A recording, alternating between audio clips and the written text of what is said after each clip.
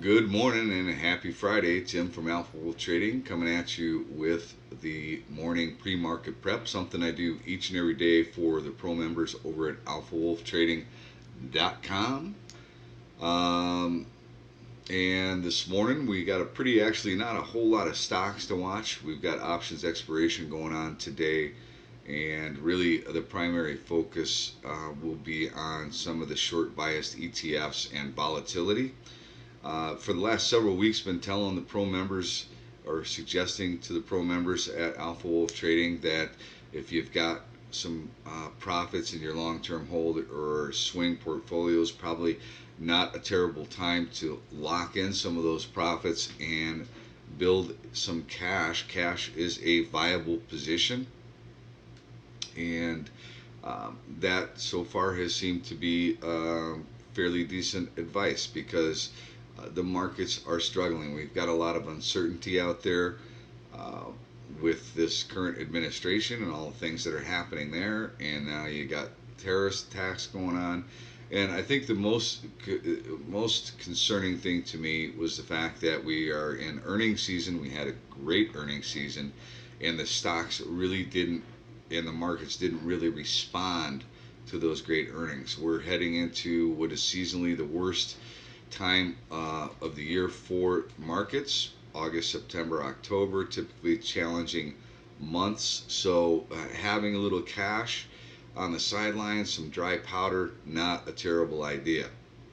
So yesterday, pre-market, we were focused primarily on volatility, gold ETFs, and some of the short biased ETFs. That was what we were really focused on, and that is pretty much what we're going to be focused on today, looking for potentially a red to green move in some of those ETFs. But let's go ahead and take a look at the morning prep and take a look at some stocks, take a look at some ETFs, and good luck trading today. Look, if you like what I do here, if you're looking for a home, you're looking for a group to join and be a part of something special, be a part of the family, come check us out over at alphawolftrading.com. And if you would like to have my weekly stocks to watch videos sent directly to your email, go to alphawolftrading.com, sign up, and it's absolutely free. Send it out every weekend, and that's it. Good luck trading today, and I'll see you all next week. All right. So we were looking at this PNTR. Actually, one of the people in the chat room just posted that this just got a price target of $19.25. This actually has already had a pretty significant move up basically 5 days, four days in a row. Had a bit of a pullback. It's got a gap to fill down here to about $12.50. Have some potential price support there. That could be an interesting spot, maybe to look at taking this for a longer term hold or a swing type position. It is in a nice uptrend here, right? It is ways away from the 200-day moving average. If the market continues to pull, this will be battling the market maybe on a pullback to around $12 or so, $12 holler. See if that acts as price support, fill this gap. Could be an interesting. It's only got 4.9 million shares in the float. It's a very thin trader, not a lot of liquidity.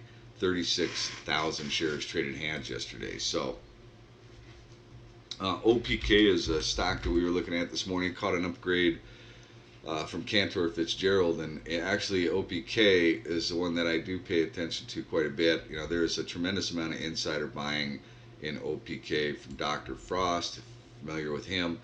Just broke below $6 yesterday, right? So that was a pretty big area of support. We broke through that, and even though it got this $20 price target, back this out to the weekly time frame, try to identify an area of potential support, and looking somewhere right around $5.50, right? Could be an area of support for a bounce. This is a biotech, so inherently a riskier type swing or long-term hold type trade, right? Because of the fact that they have these binary events. But this one is worth, I think, keeping an eye on for a potential bounce. Could be a day trade, right? Potential bounce off of 550. If it breaks through 550, there's a possibility that we could get down into the 450 range, right? Where I'm just backing up. I'm looking here on the weekly time frame areas of where we've got some real congestion and could act as support. So OPK, potentially one to watch for a bounce off of a level of support. And then we've got a little penny play that we could look at this morning. MNGA, this thing is a dog. It is a pop and flopper. They dilute. You know, they just diluted shareholders, I believe, recently. Just did a 1-for-10 reverse split to get it back above $1, which that didn't last for long. It's been basing out a little bit. Looks like they reported some earnings. It's getting a little bit of action on fairly decent. No, it's okay. It's just mediocre volume. 60,000 shares, right? 6.3 million shares in the float.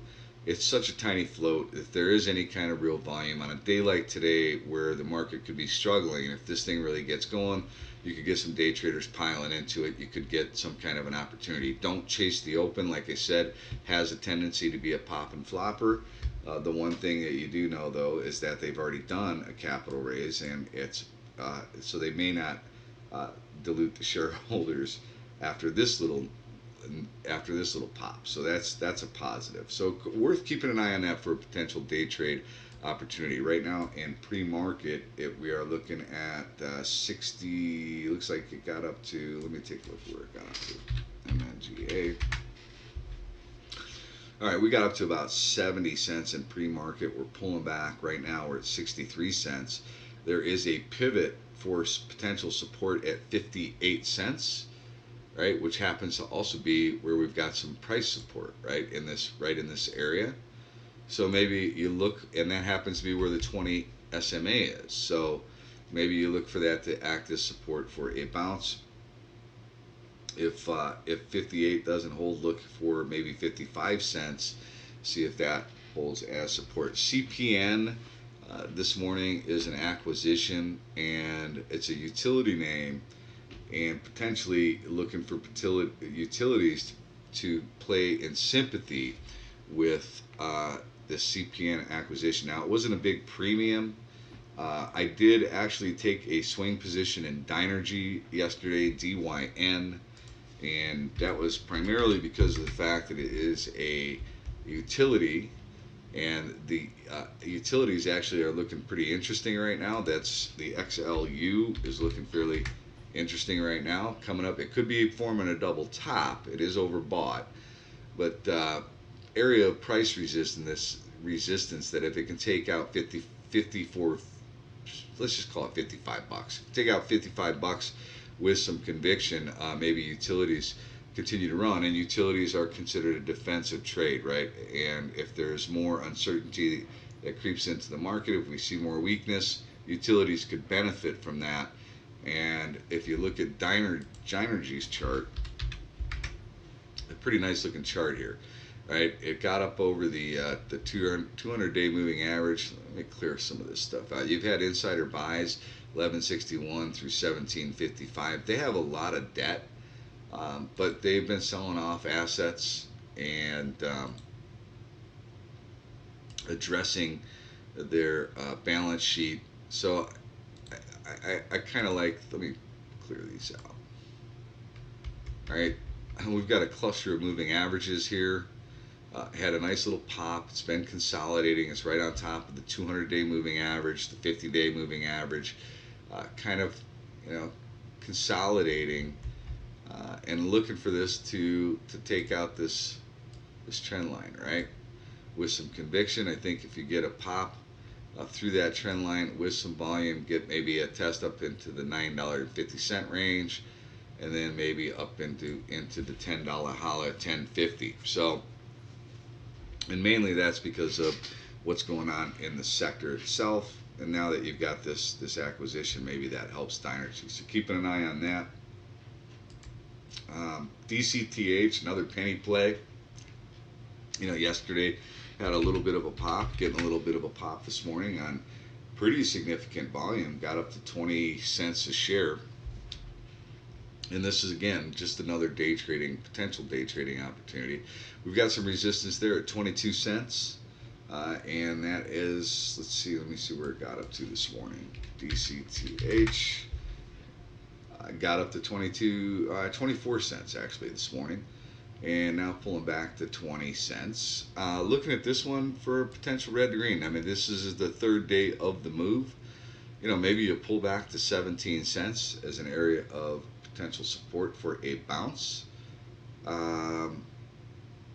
You don't have to go overly aggressive in this thing, but there could be a quick little scalp there for a few cents. But worth keeping an eye on that one, and make sure you've got some volume. Don't chase it. Let me see what else we were talking about this morning. We were talking about Revlon, REV. This MRNS, we talked about that. We touched on that briefly. It's had a beautiful run, looking for a pullback to an area of support, maybe 250 in that area. If not 250, then a pullback to $2. See if that acts as support for a bounce. MTZ, we talked about this one. This is more of a swing or long-term hold type play. It actually broke a long-term trend line and got an upgrade from Citigroup, but I think that one needs to play out a bit more. Now, this is the one I'm really paying attention to, LABD. This is the This is a 3-time bear ETF. If the IBB breaks below 300, I think you see the IBB with a nice pop. I'm looking for a red to green. Pull back to 7 or just below 7, find some support, and then bounce. If the IBB takes out that 100 EMA, takes out $300, I think that becomes problematic for the IBB, and I think you have an opportunity with LABD. And then TZA, which is the 3 times bear ETF for small caps. IWM, not a good close yesterday, right? Broke below the 200-day moving average, broke below this trend line, right? And showing some real weakness, closed right at the low of the day. That is concerning. So if that continues, if we continue to see some weakness, and we could see some support here at around 133.50 or so, we've got some potential price support there. But if we lose that, then we're likely coming down and testing in this 130, maybe even 125, 126 area, where we've got some price support there. So that is worth keeping an eye on, the IWM. So TZA as a potential trade for that, and likely going to have some resistance coming up into that 200-day moving average around 1875 or so. Likely see some resistance. Probably not a bad place to scale, but look for this to pull back maybe to 1750 or so. See if that acts as support and you get a bounce. And let's see if I've got anything else. UVXY and TVIX, that's another one to keep an eye on. If we do see some volatility and fear continue to creep into the markets, the fear gauge is starting to creep up a bit. We see some volatility. You can see a red to green move in UVXY, TVIX. Definitely worth keeping an eye on those. Gold and gold miners. Also, the issue with gold and gold miners, though, have recently is they gap and then they don't get any follow through, right? So you want to see some follow through. So make sure you don't chase the gap. Have a clearly defined plan for each and every trade that you're going to take. And let's just take a quick peek at what's happening in the markets. So S&P is bouncing just a tad. NASDAQ up a little bit. Dow looks like we're pulling back. Dollar showing some weakness this morning. Gold getting a gap up, right? So JNUG, Nugget, GDXJ, GDX, those could be in play today. And oil is basically, it's up a little tad, but basically flat. All right, so look, it's a Friday with options expiration, heading into the weekend. Don't chase anything. Let's see how this plays out. Like I said, the markets One thing they do not like is they do not like uncertainty, and we have a lot of that. So be careful out there. Um, if you have any questions, ideas, thoughts, concerns that you would like to talk about, if you have a stock that you're looking at and not sure what to do, and you just want another set of eyes to look at it, hit me with an email at tim@alphawolftrading.com. Be happy to take a look at it and just give you a second opinion. All right? Have a fantastic day. Good luck trading, and I will see you all next week.